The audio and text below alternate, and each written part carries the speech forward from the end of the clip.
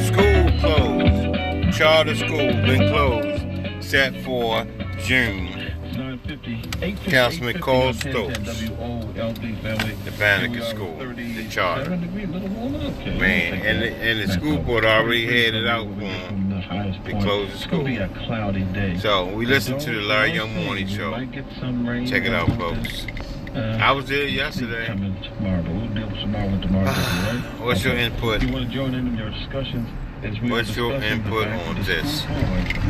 Voted to revoke the charter of Banneker Blake Academy, as well as some other closures that they put on the list.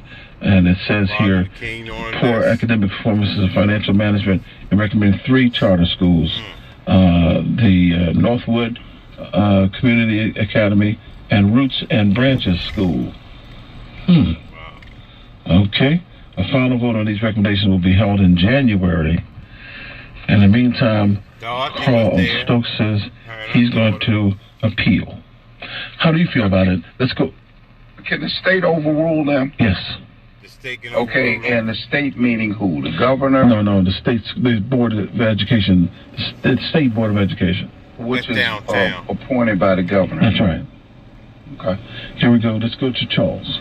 Charles, good morning. It's 850. Call them. 410-481-1010. Given the fact that the school board is making all kinds of ridiculous decisions like they made last night, if by the time these kids get to Banneker Blake, they're already behind, they're not reading or they're not on the level, and Banneker Blake is able to show that they are making some improvement with these kids, and then the school board turns them down, shuts the school down, it seems to me that the school board needs to go away.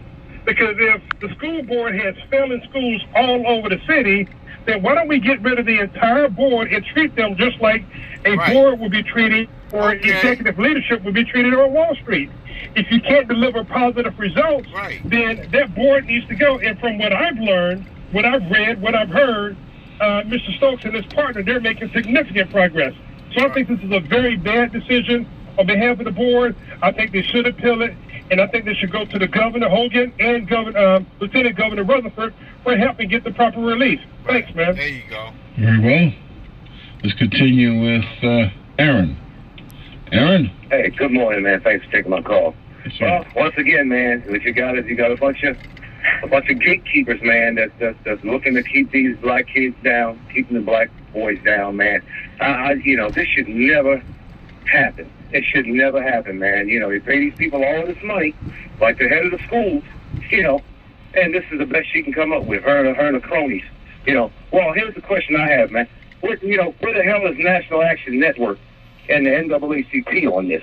Where are they? Where is Elijah Cummings on this, man? Because if you don't do something soon, then hopefully there'll be the same boys that'll terrorize them later on. So somebody need to do something, man. I'm so sick of these people, man, and this is what happens when you pray for your enemies, man. You get just what you pray for. Thank you for taking my call. Yes, sir. Let's go with 852. Leo. Yes, good morning, Larry, and Coach and everybody. How are you? Good morning. Well, I must tell you that I'm not surprised. Call in 410-481-1010. 410-481-1010. Dorothy, we got to hear you on the radio. Let's give your opinion. The caucus member better be on board. If they're not, if they don't demand that the General Assembly get involved along with the governor in ensuring that this situation be remedied, and that the appeal is successful, and that we stop the action of the movement of that General Assembly in January until this comes to fruition June, in our interest. But Councilman Carl Stokes said he's going to appeal it, and it's going to take 6 months to appeal. So don't forget that the mayor now appoints the Board of School Commissioners. Sonia Santelises, as is true of others, in my opinion, and too many of our elected officials are a majority black puppet leadership. And I'll call it what it is. The Baltimore Development Corporation ought to be on board in support of Carl Stokes and other charter schools that speak to black heritage and culture. That when you talk about, Coach, African heritage and culture, even though we're talking about STEM and the importance of academic excellence, they do not. The powers that the white establishment does not want to hear about self-determination and black leadership in terms of education in our city and state when we initiate efforts on our own behalf. And we've got to fight harder than ever before. This is the same reason, Larry, why Cameron Miles didn't get the funding and certain other groups didn't get the funding they should get in this state, because it's black leadership, academic excellence, and black leadership that knows what it's doing and knows how to do it that is resented and hated in the political arena. And we got to understand how some of our black people are being manipulated and bamboozled. Very well. Continuing with Diane, it's 8:55. Diane. Hello. Hello. Yes, good morning. How you doing? Okay. I'm doing, Coach. I was there last night. I came in.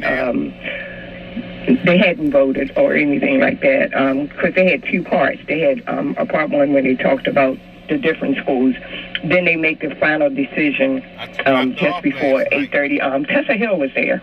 With her, I think that was one of her grandsons. She was there, so she could put a little bit more light on it, because there was a second part after the first part, because we thought that it was over with. Then we went back in, because I saw a call go back in, so I went back in and everything, and that's when they made the final decision about closing the school. But I was totally surprised, because in Baltimore County and all the other counties, our children, we don't separate our children that they consider special ed. They had them in the along with the regular children, and it's because they had a lawsuit that went all the way to the Supreme Court in 2005, and they won it. But it just didn't go 2005, but it went through the way the procedures, and they won the case in 2005. So that's just not here in Maryland, but it's all over the whole country. And that was one of the questions, was about the special ed part. And were they getting what they need? That was one of the things that the people that came at the last, I forgot the name of them, was a panel. And they sat and they were saying something about they didn't think that the children in special ed was being, their needs were being met. But I did talk to the young lady that's in charge of this special ed, and she said that she's just got there, and she was saying they making every accommodation about, helping the young boys that are in special ed. So I do believe her. I think that she needs a little bit more time, because she hasn't even been there a whole year. She's been there since September, or a little before September. And I think that they need to give them more time to correct whatever, because even one of the persons on the school board told Carl that he would help him in some segment. He told Carl that he would help him, that that they would help him. So I feel like you, Coach, they'd already, and I told what's his name, Larry, the celebrity cat job. I told him, I said, Larry, they had already made this decision. I said they did this so the public would not sue the school, because you could see the way they, the way they was talking and the language that they were using, that they had already made their decision. And I feel so bad, because we talk about our young black boys all the time on the radio. We always downing them, but this school is helping them. They need to give them a chance to correct whatever that they see that's wrong, that we might not understand the language that they have. But I worked in special ed in the county, so I do know that, it's certain things that the children are supposed to have by law, and it's just not Maryland but national, that they're supposed to get. And if any problem that the school might have, then the school board should help them, and the CEO should help them correct that. You know what, we can dress this up all we want, but until proven otherwise, until someone comes on these airways and gives their reasons why the school was closed, and it's convincing to me, and that's possible, but until then, this was about a personal political thing. Someone did not like Councilman Stokes.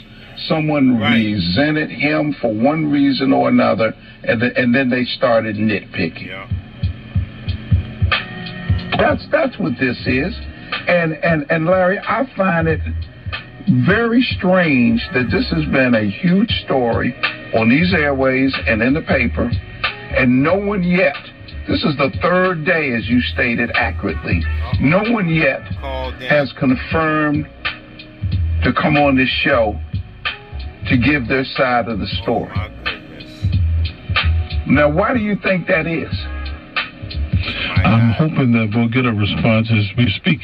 Quite frankly, a couple texts have gone out, and still nothing has been returned. Well, I'm going to continue to call it a farce, chicanery, and a despicable act against young black boys until someone comes on these airways and explain otherwise. It's 9 o'clock here on 1010 WOLB. We